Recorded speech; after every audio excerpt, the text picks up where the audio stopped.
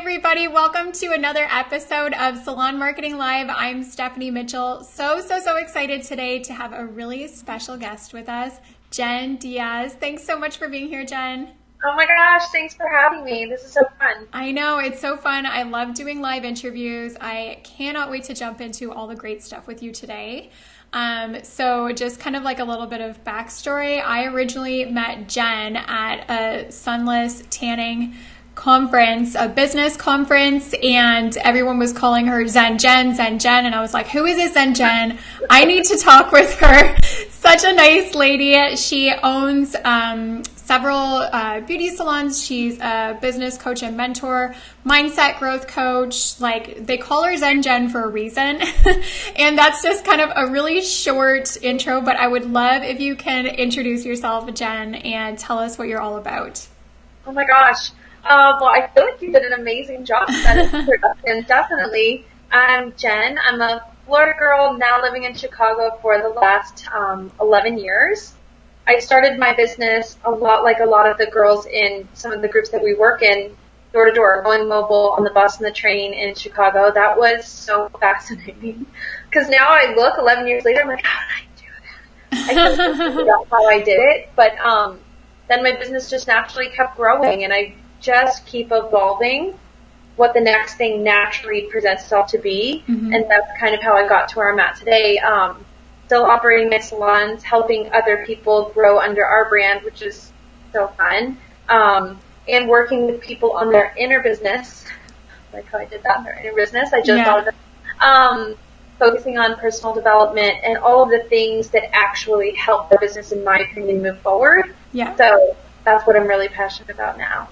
Yeah, I love that. So obviously I want to get into like your story and how you started out from just being a single one-woman show to having a brand with multiple different salons.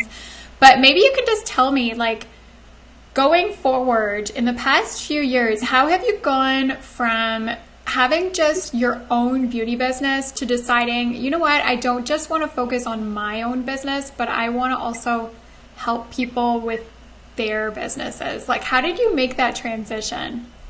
That's really funny. I think I've always been that way. My dad told me about my father is a preacher. He's a Southern Baptist preacher. So connecting and helping others was like, that's just how I was born. That was how I was raised. And he tells this story that I was in the grocery store when I was like 6 or 7 years old, and he lost me. And one time he had lost me at Cape Canaveral, the Space Center. And I was like 5 years old, and I was talking to the security guard, and he was freaked out. So this is the second time. He thought he lost me in the grocery store, but he came down the aisle and caught me, and I was climbing up the shelves. Oh my gosh. This old man needed to get a freaking, a can from up there, and there was nobody around to help, and I was like, well, I'm just going to do it. So I think that it's kind of a really good example of, like, some people are just born to be people. And I think that's what I've learned about myself, is to, like, really accept that that's who I am, and that's what I really love. Yeah. So it's a very natural transition for me. It's what I've always been doing, but I didn't know, how much people needed that. Yeah, I mean, all of us have our own story, our own experience, and all of the experiences that you've had with your business to bring you up to this point. It's amazing for growing your own business, but 10 times the value is like where you can share your personal expertise and your perspective to help people in their own businesses as well. Yeah, and it would come to, and this happens all the time, and it's a beautiful thing, and I'm honored by it. People always want to ask me how I'm doing it, or if I can help them with an issue or whatever it is. So to me, again, it was a natural progression where I'm like, let me see how I can help people. Yeah, it's just asking where people need help and then going and being there for them. Yep. I love that. So going back to the beginning, Jenn, how did you first end up in the beauty industry? Like, how did you first decide to become a mobile spray tanner? Oh my gosh. Well, actually, I started my beauty career like 20 years ago. So you look way too young to have a beauty career starting 20 years ago. Great. That's great. That's great news. I started at Saks Fifth Avenue when I was 18. In working in the beauty salon, I worked for Elizabeth Arden Salons, and it was their one of their first flagship salons and spas, so I got to see it from conception, like from build out. Wow. And I had no idea. And I'm in Saks Fifth Avenue, and at the time, I lived with my mother and my stepfather, and then they got divorced, and towards the end of living with my mother, she went to prison. So she was in prison, and I was like in other people's clothes, trying to blend into the world and working in Saks Fifth Avenue, which I thought was hilarious. I'm like, what am I doing here? I just thought it was such an interesting world, but it was so far away from the world that I was living in. Right. It almost felt like two lives, kind of. Yeah, it was crazy. But what was so wonderful is, like, all those people didn't know that. So I had the opportunity to really learn how to adapt to a situation that was not at all what I was familiar with. Mm-hmm. And then you go into the business side of it, watching them build out on, I don't know what the budget was, but it was very amazing. I can imagine. It was so great. Watching them do that and being a part of it at such a young age was really, really cool. So I did that for a couple of years, and at the same time, what was your position there at the salon? Oh my gosh, I started at the front. I started at the front desk, learning that, and that was old school phones where you had all the phone lines where you had to like do it yourself. Right. Can you hold? I think it really helped me understand like how to relate to guests and how to create an experience that was 5-star. Yeah. It really was like a seed planting time for me. Mm-hmm.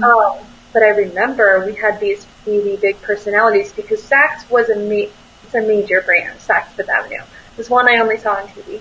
And so we would have these international hairdressers that are 3 times my age at the time. And I'm trying to manage them, also like managing this world and managing the expectations of a company like that. Yeah.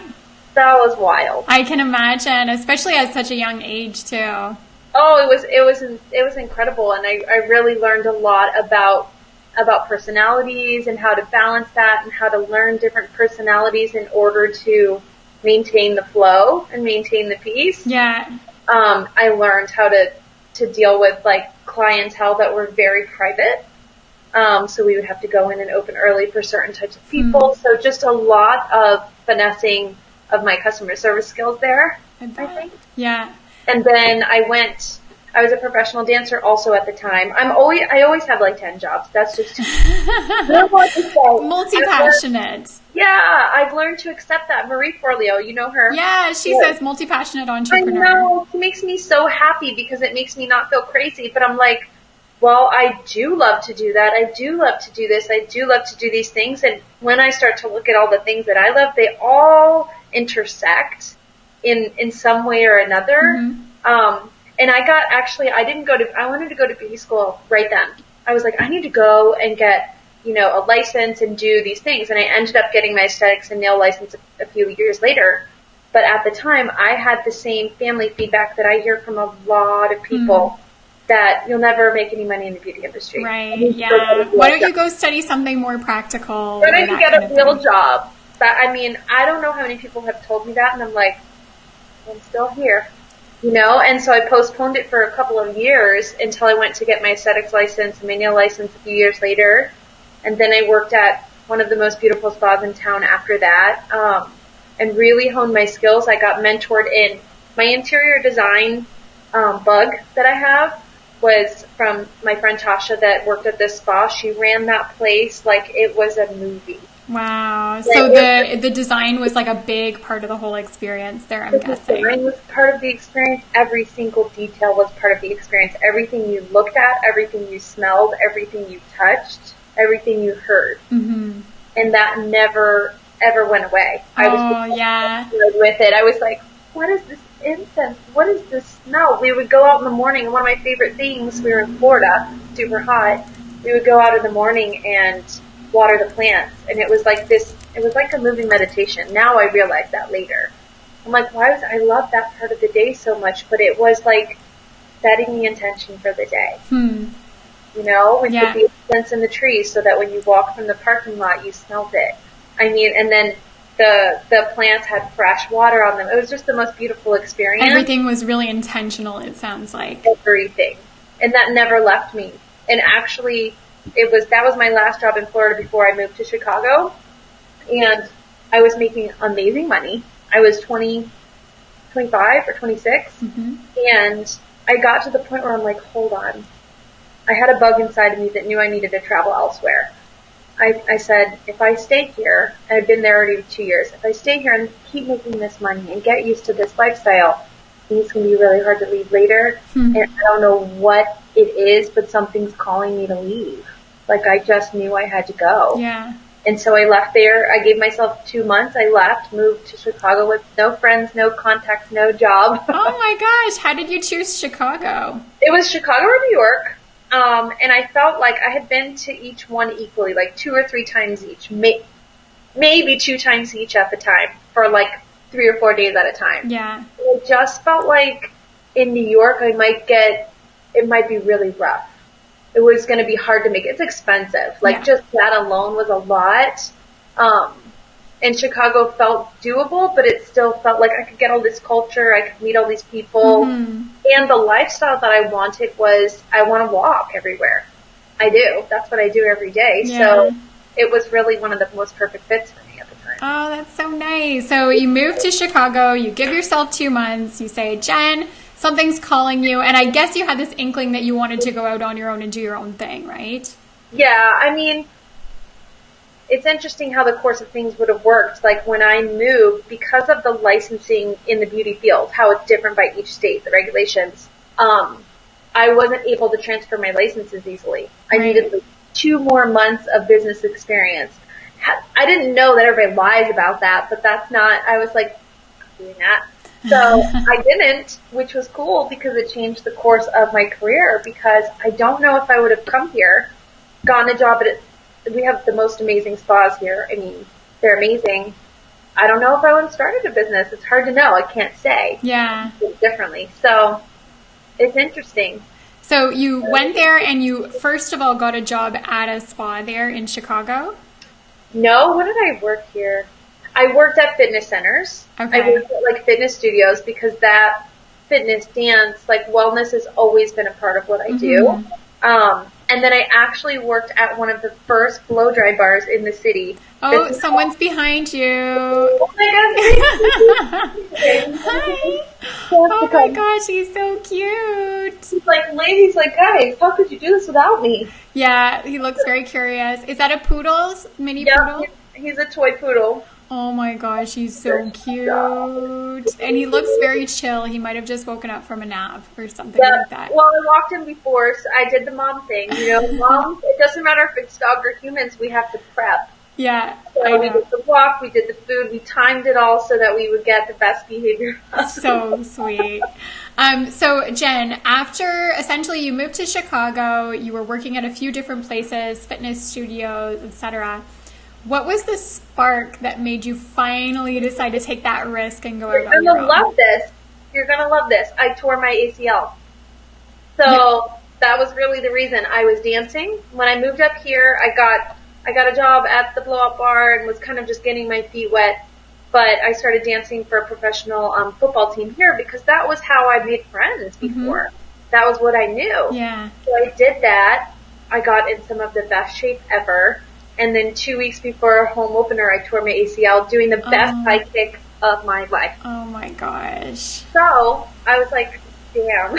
Yeah, that's like throwing a wrench in your plans for your future, I guess, at that point. It really was, because originally, like, part of me coming here too, I was going to pursue a dance career in a different kind of way. And in dance, you do have a certain time limit, per se, for how long your body will hold out to that, supposedly. But I don't know, I might challenge that later now. But I had time to sit and think, and I was sitting at my house, and I was like feeling terrible, feeling the whitest ever, because it was in the middle of winter. So I was like the whitest person possible to myself. And I'm like, gosh, what would make me feel good right now? I wish someone could just come to my house, because I couldn't walk. So could someone come to my house and give me a spray tan? And it seemed so funny at the time. So I started Googling it, because my boyfriend at the time had a computer. I didn't have a computer. I had a computer of my own for like the first 5.5 years of my business. So I was like, no, I'm not getting that. But I started Googling it, and I realized people were doing it elsewhere. Mm-hmm. There was maybe one other person doing it here in the suburbs. And I'm like, that could be something. And I had the time on my hands because it's not like I could race around. Yeah, that's also true. When was this, Jen? This is like 2005, 2006, something like that? This was 2000, no, hold on. 2000, when did I move here? 2007 maybe? Okay. 2007. And then 2007 going into 2008. So it was still, like, I guess spray tanning was still a relatively niche thing, and particularly mobile spray tanning was like something that people hadn't really been brought to Chicago yet. Totally. And spray tanning in general at that time in the Midwest was still a little bit like, I don't know, I'm not sure. So the first couple years I had a really awesome advantage being one of the only ones. Mm-hmm. But then and also a disadvantage at the same time with having to educate people that it was going to work out okay. Yeah. There was that balance. I'm like, I just went with this. I said, listen, if you don't like it, I'll give you your money back. I don't care. Like, I'll give you your money back if you don't like it, which I don't know that I recommend that now, but that was my approach at the time, and it worked. And people loved it right away. They loved being able to get it in their house because traveling in the city is crazy. You know? So that was how that started. It all started with a broken leg. Oh my gosh. Yeah, it's crazy. Like, even when I look at my life of some of the big events that have pretty much changed everything for me, a lot of times it starts off with a disappointment. It starts off with something that, like, you expect it to go one way and then something goes terribly wrong. Like, you expected to get accepted to this university and then that doesn't work. You expect to get this job and then it falls through at the last minute, but then it ends up kind of coming together in this way that you wouldn't have expected. I'm sure you've seen that before too. Oh my gosh. I mean, I would say with my coaching career and how that has evolved from me being open to sharing, like, great, I'm getting divorced. I wasn't thinking that was going to happen. That kind of opened me up to this whole other world that I was really happy to share with people. I've always been a sharer. So that was a natural progression. And I think that was a catalyst to this part of my life, which was really interesting. I'm like, okay, well, here we are. Yeah, it's always those totally unexpected and obviously at the time, like, really difficult moments that end up pushing you towards something even better sometimes. So, yeah, tell us a little bit about how you went from that, like, one woman mobile spray tanner to, I mean, I'm sure there's lots of things that happen in those years, but to where you are now, where you have this beautiful location, several other salons in the same brand. I mean, I would love to hear about how you transitioned there. Oh my gosh. When I started, I think I was mobile for 4 to 5 years, but probably in the second year, I started renting a room all around the city. So I had all these friends that worked at gyms, and they all have these dead rooms where there was like a closet or it was like a something that they weren't doing. And so by me being inquisitive and asking questions and building relationships with people who they had access to opportunities, I started that route. So I would go mobile during the day, and then at night from 5 to 9 or 5 to 8, whatever busy time was, I would post up at one of these gyms. And that was how I was able to get a lot of people from a lot of different areas. So one night I'd be on the north side of the city. I'm like, catch me over here. One night I'd be on the west side. One night I'd be on the south. And the funny thing is, there wasn't Instagram.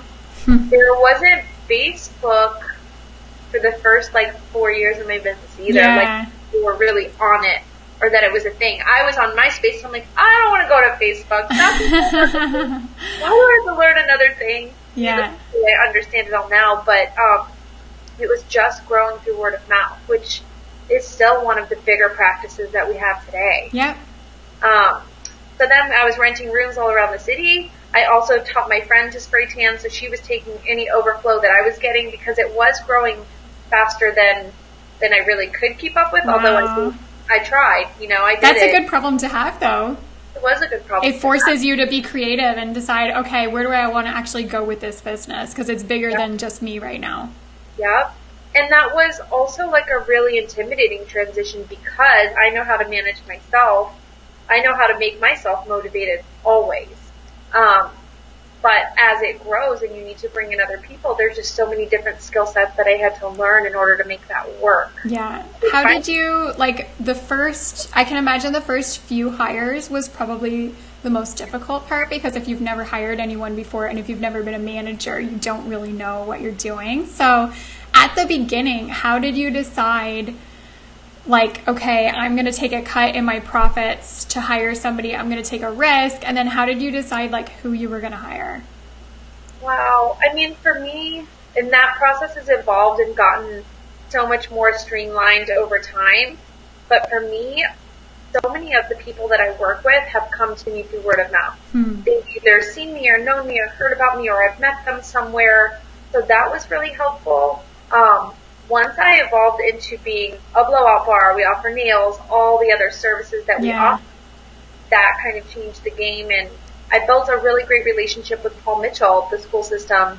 So I would go directly to them and I would say, hey, you know me, this is our vibe, this is what we're doing. They would come and visit. I'm like, send me people who you really think would be great here. Yeah. And that has served me really well for the last couple of years, probably 6 or 7 years. You know, if I need somebody, I'll email them, hey, I need somebody for this. Do you have anybody great that you think would work? And I've had girls that have been with me from that for 3, 4, 5, 6 years. That's awesome. That's but so good. It was a mess. Sorry? In the beginning, it was a mess. I can imagine. I mean, hiring is like the most challenging part for new business owners. It's something that I'm going through now personally. So I understand. And it's like, it forces you, first of all, to really look at your business in a different way of like, okay, let's think long term. Let's get organized because it's not just me anymore.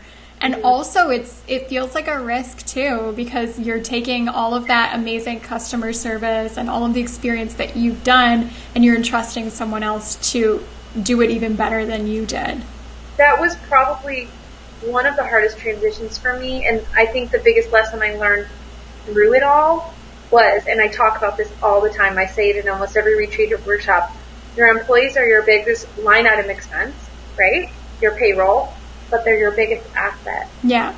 So you have to spend just as much time developing them as you do letting them do their thing. You know, I try to remember, like, gosh, what was my mindset at that age? What was I thinking at that time? What was I capable of handling and managing? And when I just go back to that feeling time and time again, it helps me lead in a better way, in a more loving way, because, like, we're all learning. We're all trying to figure it out. And I go into it now, especially, I'm so transparent about it. I mean, people know whatever they want to know about me. But I let them know from the jump. We're both in this together. We're both figuring this out together. Whether you're going to be with me for a year or 10 years, either one, I feel the same about you. Like, I want to invest in you as you invest in me and help you grow your career, and inevitably that'll help me grow my business too. Yeah, that's awesome. It was not without a million nights where I was up crying, a million nights where I was reading every book, like, how do I do this? I had no idea what I was doing. And the other biggest lesson I learned that I'd love to share is, like, I thought that people wouldn't read my energy. Like, I'm like, in my head, I'm like, no, I've got it. Even though in my stomach, I was a knot. I was a mess. I wasn't breathing. Like, I remember those feelings in my body. And I thought that when I came home, I masked it so well, but I didn't. You know, you mean your team members were kind of getting that vibe from you? Yeah, they were picking up on it? Everybody picks up the vibe, right? So I thought I was masking it really well, but once I learned how to not mask that, but to, like, fully develop into who I authentically want to be as a human in the world, all of the issues that I had with staffing went away. Because I was really myself. I wasn't trying to be anything I wasn't. I wasn't trying to pretend like I knew things that I didn't. I'm just like, hey, I'm here, girl, learning over here, right here with you. Yeah. That really helped. It really helped. So the whole, like, so say you're young, say you're 25 years old and you find yourself, you have a beauty business, you did it on your own, maybe you were mobile, and you find yourself with this opportunity where you can rent a space at a good price and you decide to take on someone else. But maybe that person that you take on is older than you, or maybe they have, like, a little bit more experience than you or something like that, and you feel already young and, like, a new business owner. Do you feel like that phrase of fake it till you make it is right? Or do you think that it's best to be kind of vulnerable and honest about kind of your lack of experience in, being a manager or like having a business, that kind of thing? That's such a hot topic. I would say being your authentic self is always the way to go. It's always the way to go because it's always going to provide a safe space for other people to be their authentic self, right? And when we can do that, then we have something that's real. Yeah. If not, there can be layers of distrust and anxiety. Anxiety especially because you don't really know what you're getting. Is this person being honest with me? The more I'm vulnerable in myself, the better my life becomes. And that's what I've noticed the most too with staffing. Like, I'll sit down and say, I have no idea what we're doing here. What do I do? And what would you guys do? And really open up dialogue for it to be mutually beneficial. And that's wonderful, Yeah, actually, now that you're saying that, I do remember like my favorite bosses growing up, whether I was in high school or in university or, just in the past few years. They were never the people who seemed to like have all the answers and like have it all figured out. They were more the kind of people who told me like, you know what, let's decide together. Or, they were the type of people who weren't so defensive that they were afraid of being challenged. They were okay with being challenged. Oh, and I think that's one of the hardest things for people is letting their ego aside, just sitting it in the chair next to you because it's not going anywhere. We all have one, and there's a balance, and there's, negative and positive about how you manage that. But putting that aside and saying what's going to be a win-win for everybody. And sometimes as an owner, you can get in your head and think, well, I created this, and it's my baby. And I'm like, but a baby has to learn how to walk. Yeah. Human babies don't just stay, besides this guy. They have to learn how to walk on their own. And part of them learning that is us as owners giving them the tools that they need to succeed. And I think, at least from my experience and so many people that I talk to, we jump in and then we just kind of go and like our businesses are going and we're trying to keep up. The more I've stopped along the way and written out plans and written out my ideas and really solidified what I wanted, the stronger the team works, the more clarity we all have. I mean, people want to know how to win. They want to know how to win with you.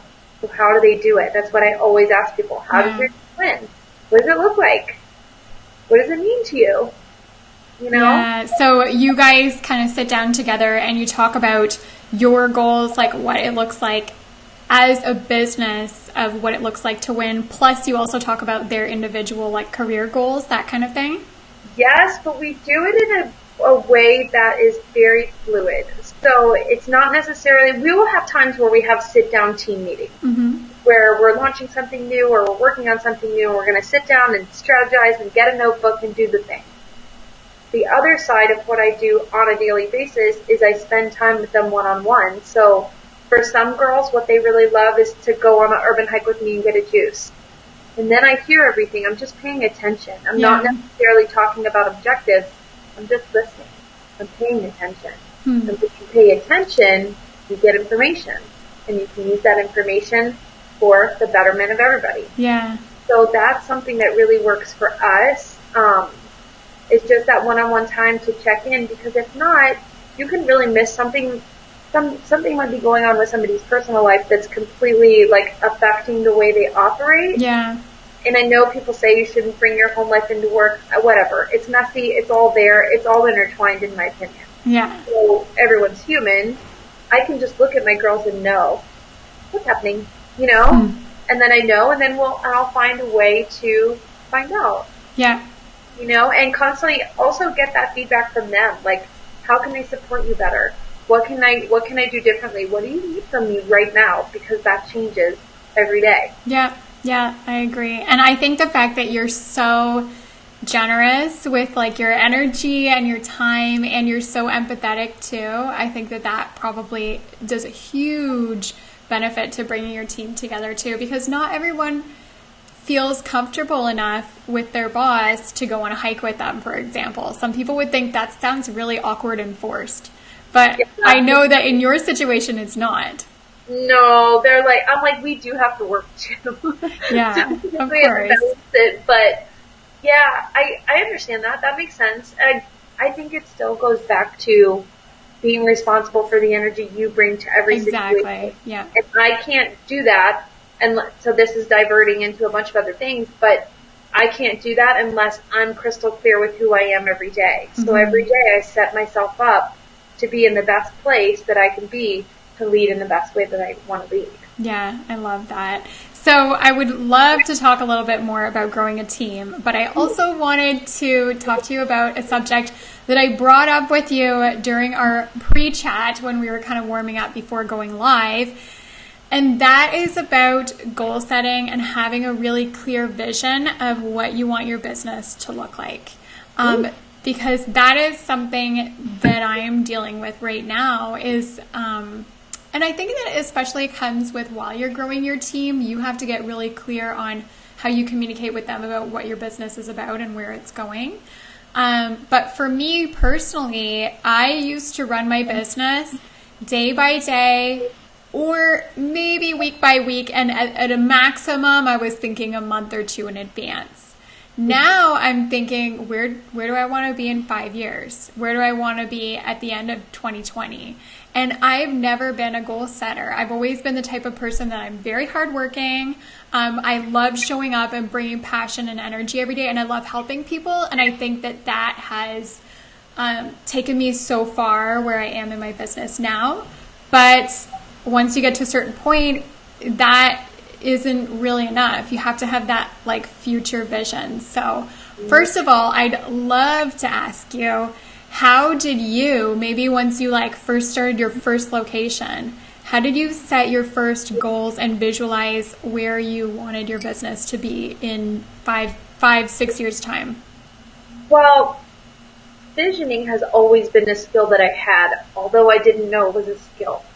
I didn't know it was a thing. I've done it my whole entire life. I've always done it through music. I would put on a song, you'll see me, I'll walk, I'll do my thing, and I'm embodying the spirit of that song or what I want to do. And I kind of use the same practice in my business. When I started, I always dream really big. That's right immediately where my mind goes. Because for me, I've broken down so many limitations that like I never should have been doing what I'm doing typically, traditionally, on the path that I was given. Yeah. So for me, I'm like, whatever, I can do whatever I want. I've always taken that attitude. So having big picture goals was just a really natural thing for me. I would say for someone where maybe that doesn't come naturally, to me it always comes when things are quiet. If you can sit down and drown out every distraction, that's why I love float tanks. Oh my God. I was like searching you on Facebook before and I saw one of your posts about a floating tank and I was like, oh, that sounds so cool. They're really so cool. And it's, well, because they take out any sensory stimulation. So you don't see anything, you don't smell anything, you don't hear anything. It's completely dark and you have weightlessness.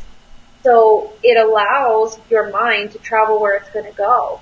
And I'm not kidding. I will keep, a journal right outside the door because you can open it when you want to and ideas will just come. So I guess the moral of that story is like putting yourself in a place where you can receive that information. Right. The information's always around us, but there's so many outside distractions that it's hard to hear it. Yeah. Right? So it might be turning off the phone, saying no to happy hour, saying no to a party or something. With entrepreneurship and growing a business, I do think you have to say no to a lot. And that's not always comfortable for a lot of people, but if you want to attain a big vision, some things don't work, in order to make that happen. So for me, I was always cool with that. I was like, that's fine. I don't want to do that anyway. And drowning out all the distractions and being really intentional with my time has been helpful. Writing things down is so helpful. I know. It's like when you write it down, it becomes clear. Until you write it down, it's still a little bit vague. Well, and also there's science to show this. Our brains have like 50,000 negative thoughts a day. That's a lot of thoughts. So for me, it's constantly clearing the mental clutter, all of the outside noise to be like, what do I really want? Not what I'm supposed to want. Not what other people think I should want. Not what other people want.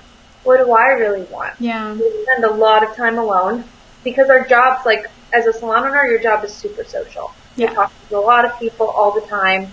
So I really learned I only have so much battery power for that. And if I don't set the time out for myself to constantly keep checking in to be like, what do I want next? What's the next best step for me? Then it gets really cloudy. Yeah, I agree. And also, I think that when you do have those negative thoughts,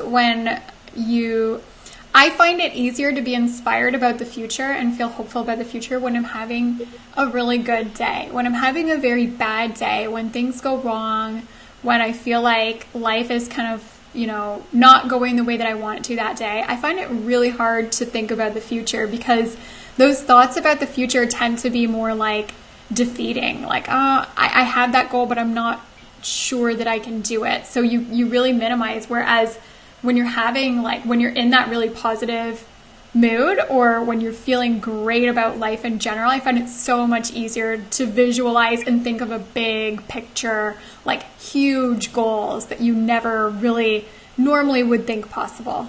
For sure. And I think learning how to tune those out, tune the voices and all the noise out is a skill. I don't think it's just that people are blessed with it. I think that you can absolutely garner that skill and become skilled at that. And that's what I wish so many people would know. You can do whatever you want to do. You just have to decide. Yeah. And then you're going to have to be really strong in yourself to block out anything else that's going to get in the way of that goal. And then constantly check in and say, why do I want the goal? Does my ego want the goal? Or do I really want the goal? Yeah.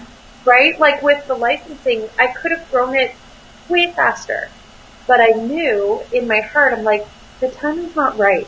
The idea is right because I love what I'm doing. The timing is not right, so don't push it.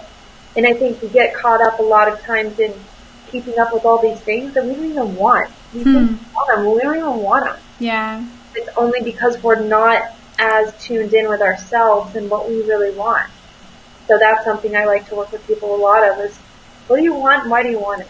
Yeah, exactly. Because that's the thing too, is like, especially when we're in a culture like so obsessed with money and so obsessed with status, it's really easy to set goals in terms of like money or power, recognition. But oftentimes, I want your opinion on that.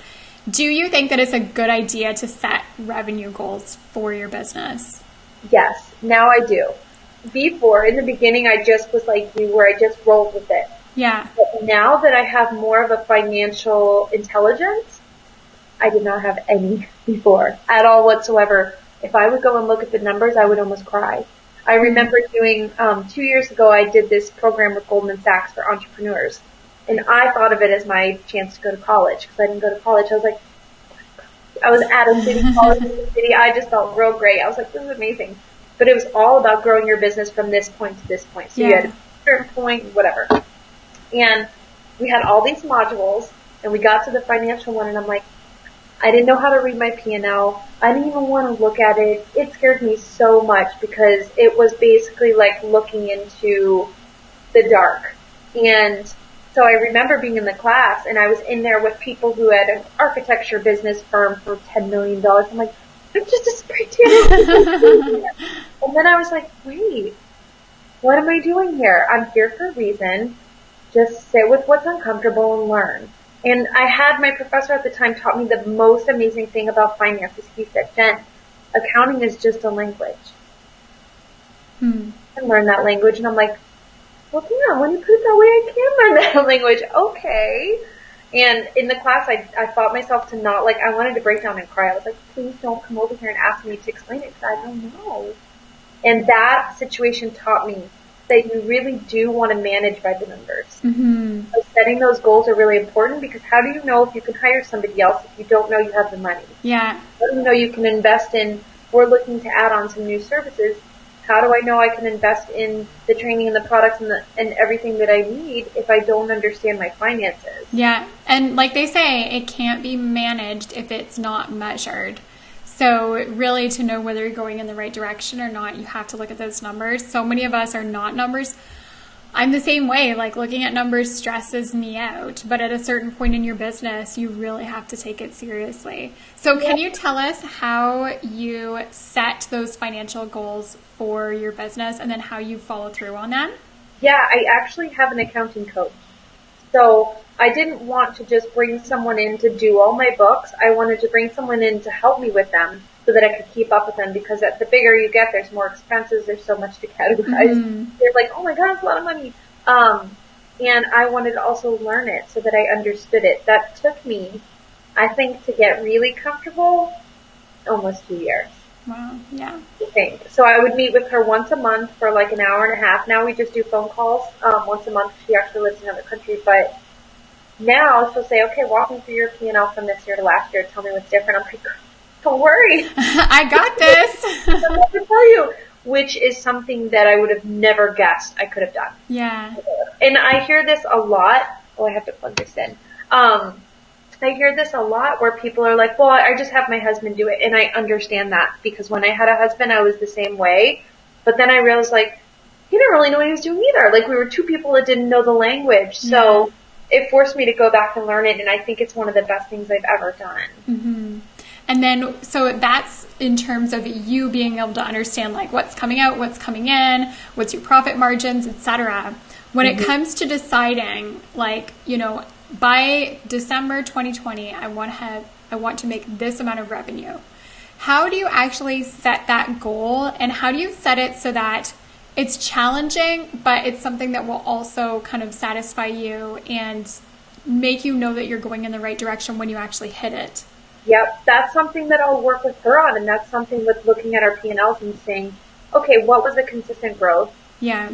What is something that's a reasonable goal? And then how can we push past that a little bit further so we can challenge ourselves to get to it? So it's great to set these lofty goals, but then if you set them so high that you don't reach them internally, psychology says, you feel bad about yourself, yada, yada, yada, all the things. So that's something that I have her help me with is, okay, what's our trend? What does it look like year to year to year? What's attainable for percentage of growth? And then what's a little bit past it? Yeah. And it's cool, like in my coaching business, I've been able to do the same thing. I set a goal for, I want to do a retreat a month for 2019. That's where we're at right now, right? 2019. And now this month I did 4. I'm like, so, you know, and I hit that goal in November of 2018.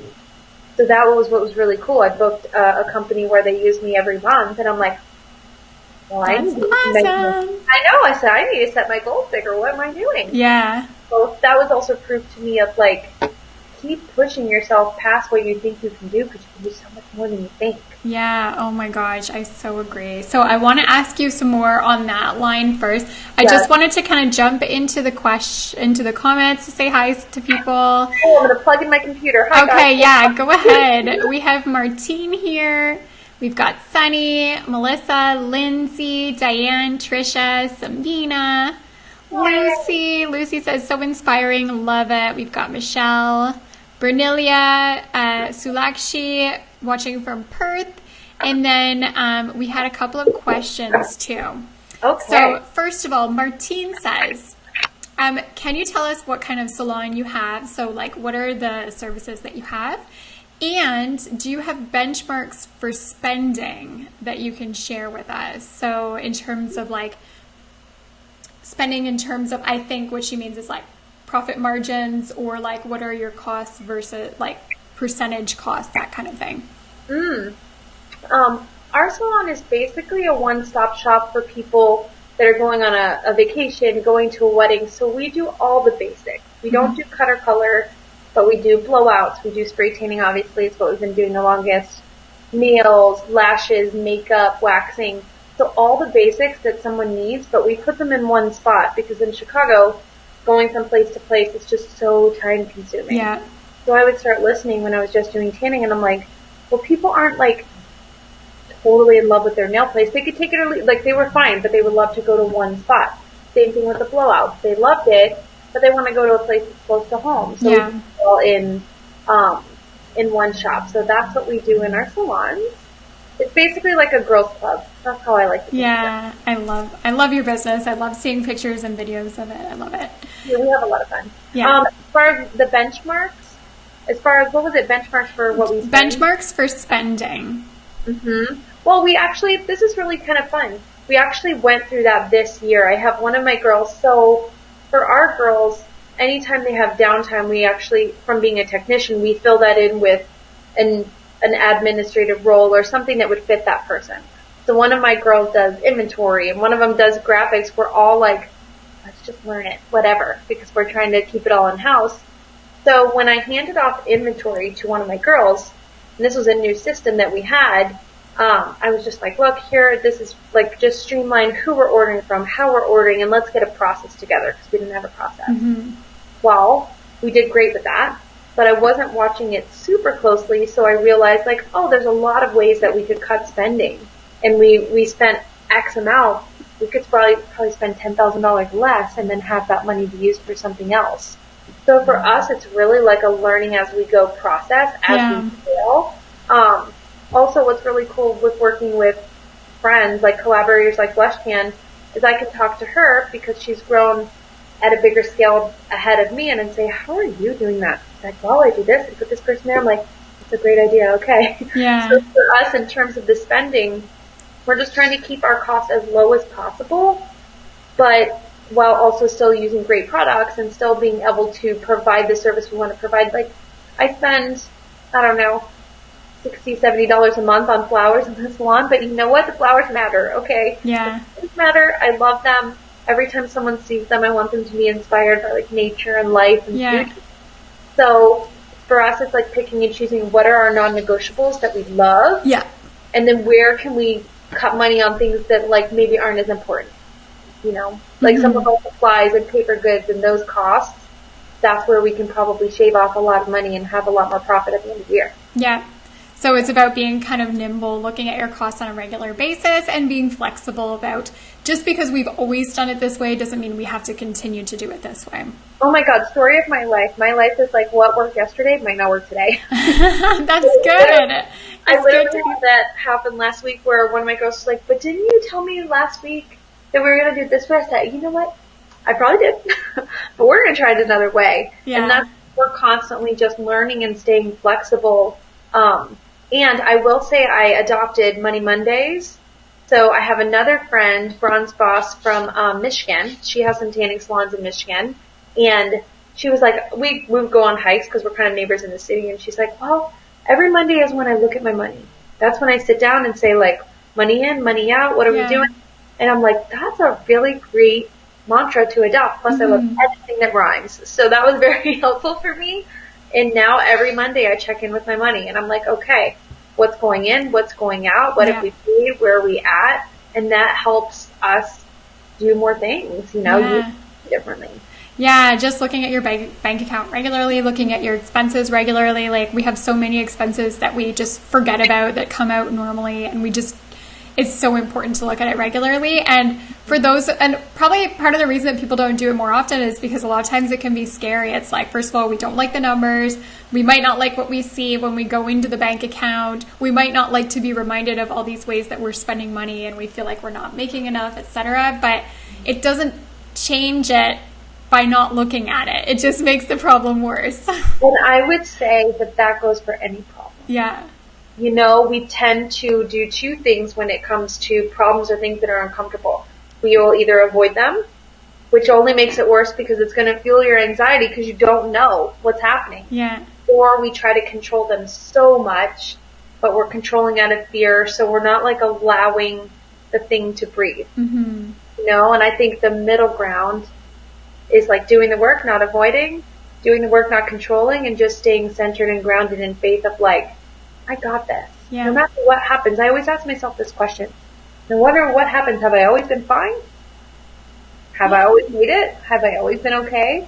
Always. Yeah. I always remind myself of that because for me that's the truth, right? Yeah, I love that. And I love, like, speaking of Marie Forleo again, she always says, everything's figure outable. It's so true. And the more you figure things out, the more you gain faith that, like, anything can get thrown at me and I'll figure out a way out of it.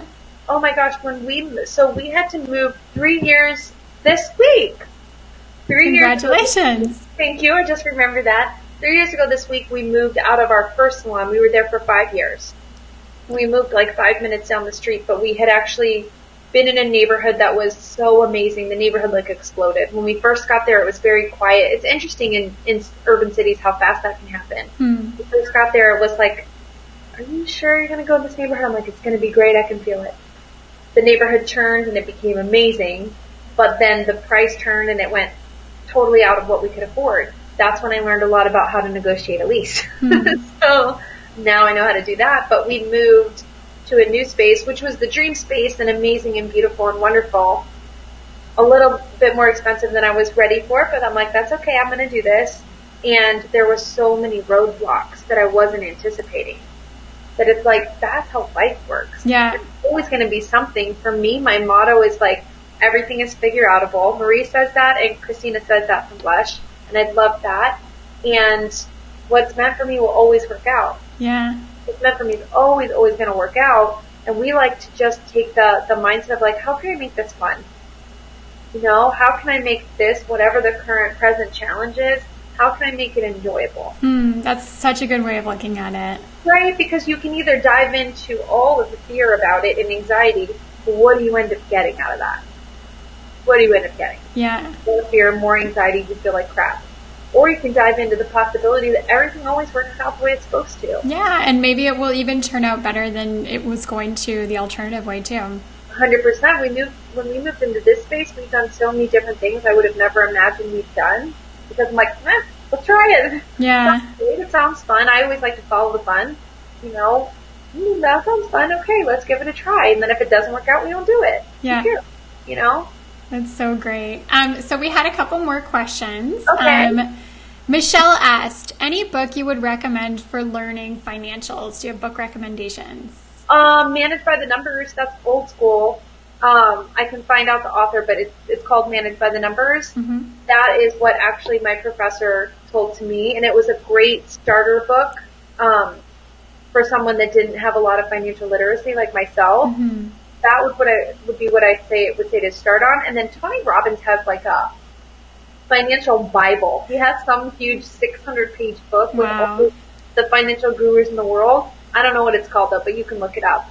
And I would say Manage by the Numbers first, and then later when you're ready, maybe work your way into this 600-page monster book. Have you heard Profit First, the book? I have heard of that. I haven't read it though. Yeah, I haven't read it yet either, but I keep hearing things about it, and it's, you know, as the name suggests, it's all about looking at the profit first. So I want to read it as well. So great suggestions. Also, Lindsay had a question. All our team are self-employed. I do nails along with lashes and waxing. Would you make appointments for my beauty therapist first or yourself if you provide the same services? That kind of depends a little bit, I think, on where you're at in your business. But I would say for me, I've transitioned from being a technician to service provider for so many years. I started transitioning away from that about a year and a half ago. And it was like, you know, everyone was used to me. Everyone was ingrained in that habit and moving away from it. So now it's always my girls first, me second. Right. That's the way I take it. But you'll have to look at your financials for that and see what's affordable and what you can do. I hope that's helpful. Okay, great. Yeah. Okay, awesome. And then Michelle says, Managed by the Numbers. Thanks, girls. Great. Okay, so I also wanted to ask you one last question. We're almost in an hour. I don't want to take too much of your time, Jen. But I wanted to ask you, okay, so you not only do you own this branch of salons, but you also do retreats, you do group coaching sessions, you work with other business owners. And a big part of what you do is you said, I help people get out of their heads and into their hearts when it comes to, you know, being who they were meant to be, being the business owner they were meant to be. What are some of the common roadblocks or like kind of mental obstacles that you feel are in the way of a lot of the clients that you see when it comes to business? Fear, and then fear leading to thinking control is the answer, and then control leading to more fear, right? So it goes in like a cycle and a circle. The thing is, we had faith when we decided faith in ourselves when we decided to start a business, right? Yeah. I'm going to do it, I can do it. And then somewhere along the line, all the challenges come, and we somehow change our approach from being fearless to being fearful. And I think it's really about reminding ourselves, like, all you can do is your best. That's it. Yeah. You can't control what's going to happen. You have no idea the challenges that lie ahead.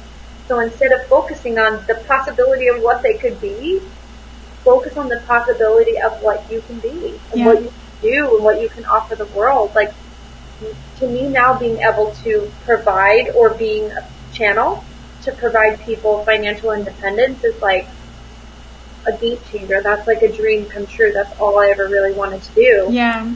So I always tell myself, like, the fear is not going to help the situation.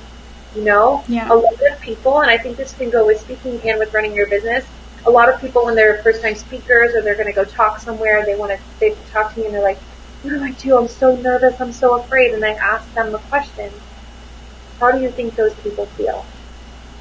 Nervous, too, afraid? They don't need your fear. They have enough of their own. And that's what I think about when I'm making any decision. Like, everyone has enough of their own stuff. They don't need mine. So I got to clear all that out, all the fear and all the stuff, and focus on like what's real and what's true. Can I do anything I put my mind to? Probably so. Yeah. So. And it's just a matter of where do I want to put my time and energy. Yeah. Oh my gosh, that resonates so much. I'm sure all of us with the fear thing. I mean, as we all know, that's usually the number one thing until we learn to control it that kind of pushes us around in life of making decisions based on, I'm scared to do that, so I'm going to do the easier thing. But, I mean, it sounds so cliche, but it's so true. Anything big that any of us has done in our lives, in our businesses, is always jumping over that fear and seeing what's on the other side. And it's like you grow so much by acknowledging the fear and jumping over it and kind of like closing your eyes, putting your hands over your ears and just freaking doing it anyway. And you get so much out of it. You really do. Now I almost think like fear is your friend if you really think about it. Because it's showing you that what you're going to do could possibly be worth something big to you. Yeah. Right? So now I just invite her in. Hey, friend, come hang out with me. What are we going to do now? Yeah. We're going to do that. We're going to just go for it. So sorry, but thank you. And I talk to my fear. Like, I talk to myself a lot about a lot of things. I'm my own coach, for real. Yeah. And I think we all have that ability to let's not indulge in it. Let's not, rub it all over like a lotion. Let's just say, hey, I know you're here. Thank you so much for coming. That means I'm going in the right direction. Yeah. Come with me, but please don't get in the way. Yeah. Don't block the door. So that's something that you feel on a regular basis too, and you just you acknowledge it and then you just push it aside and say, you know what, I'm not going to let you decide where I put my actions or my energy. Yeah, I don't ever want to bypass how I'm feeling about anything. So I don't want to bypass it by not acknowledging it, but I don't want to overindulge in it by letting it take over me. Yeah. So I just want to say, let me look at the situation. Okay, what's true? Am I afraid? Sure. Does that mean that's not going to work out? No. Yeah. Does that mean I shouldn't do it? No. And I do use it as a guide, but I just don't let it drive the car.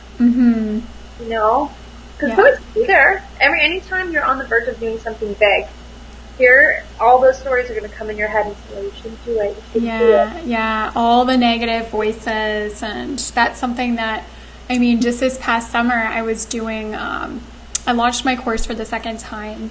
And I did a bigger launch than before, and I was doing live training sessions with hundreds of people on each training session. And, doing live video is something that took me a while to work up to, but doing live video when you know that there's hundreds of people watching you and they're watching you very closely, so leading up towards that, I had so many negative voices in my head. You're going to make a fool of yourself. You don't know what you're talking about. All of those fear-driven negative voices, but I'm so glad I just swallowed it down and just said, yes, it's there, pushed it aside. And then, yeah, of course, the greatest things in your life are always going to be on the other side of that. I love it. So, Jenn, thank you so much. I wish that we could chat for like another hour because I love all your wisdom. I love what you've done in your business and how you help other people. So thank you so much for coming on. But it's been an hour, so I have to let you go. Thanks for having us. And what's your puppy's name? This one's Ziggy. Ziggy. So you've got more than one? Yeah, I've got Ziggy and got Lady. Lady's sleeping by herself. Oh, he was so cute. He's an extrovert. Sorry? He's the extrovert? He's an extrovert. Mm-hmm. At a certain point during the interview, if you watch this back afterwards, he was like, his tongue was going, he was like licking the air for like a good 5 minutes. It was so cute. He's like, hello, pay attention to me. He's doing it right now. He's so sweet. I love him. Okay, Jenn, so if someone wants to get in touch with you or learn from you, what are the different ways that you can help them? Definitely through retreats, through online content. I try to really share, mainly on Instagram, what has gotten in my way and how I've gotten past it. So any of the tools that I use through life coaching and a lot of the different work that I've done, that I found to be really helpful, and it's free. So anytime if you need a kick in the ass or you need inspiration or something, my Instagram could be a great place to start. Yeah, how can they find you on Instagram? I'm Zen Jenn, EENJENN and an underscore at the end. Okay, awesome. And then at Glowout Salons, and on the business side, Babes Behind Brands. Mm-hmm. That's where we're developing a lot of content geared towards business owners and about business owners. So that's going to be really fun. Yeah. Stay tuned there. And then you also were telling me that you do team retreats for businesses who've got a team, and what kind of ways do you help them with the retreats? That is totally dependent on the business and where they're at the time. So typically someone will contact me and say, hey, I just moved into a space. I want to make sure that we're all on the same page and working together. Cool. That's what they need.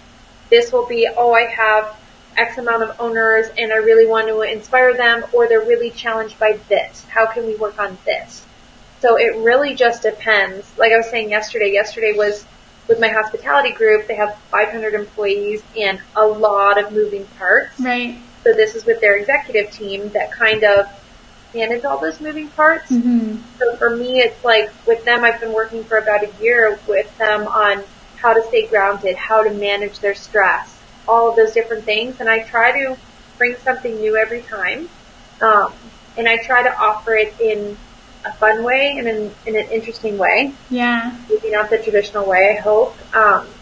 And yeah, that's kind of what we do with that. And then we do beauty tours where we go and travel. We take bosses that are like us, that are like, I need like a working vacation. Mm-hmm. So we take usually a group of anywhere between like 4 and 10. So it's pretty small. We'll get an Airbnb somewhere beautiful, which I love. Oh, that's awesome. Somewhere near nature, but then also somewhere where we can visit salons and coffee shops and hotels and really like expand our minds and get inspired so that we can go back into our business and like move that forward. Oh, I love that. That's so inspiring. It's like a vacation, but also helping you advance with your entrepreneurial journey as well. Yeah, those are really fun. Our next one is in LA in November, November 7th to the 12th. So that's going to be really fun. And it's a really great way for bosses for 2 or 3 days to shut it down, but not shut it down, because everybody in that group knows you might have to have a little bit of connection, but for as much as you can, you're going to be present to learn. Yeah. There's no judgment because we all live in that same lifestyle. And then there's the exercise and the body movement that naturally comes. We'll try workout classes. We'll do hikes. So all of those little things are feeding towards the greater purpose of resetting, grounding, inspiring, motivating, so people can go back and kill it in their business. Oh, love it. So if anyone wants to join one of the beauty tours or get involved in one of Jenn's retreats, or just get some daily motivation on her Instagram, look her up, Zen Jenn on Instagram, and then you can get in touch with her from there as well. Yeah. Jenn, thank you so much again for being here. I loved chatting with you. I appreciate so much your wisdom and your positivity, and I know you're going to make a huge impact on the world with everything that you're doing to help people. Yay. Thank you so much. All right. So guys, everyone, thanks so much for being here, for joining, and I'll see you again next week on Tuesday. Have a great day, everyone. Bye. Bye.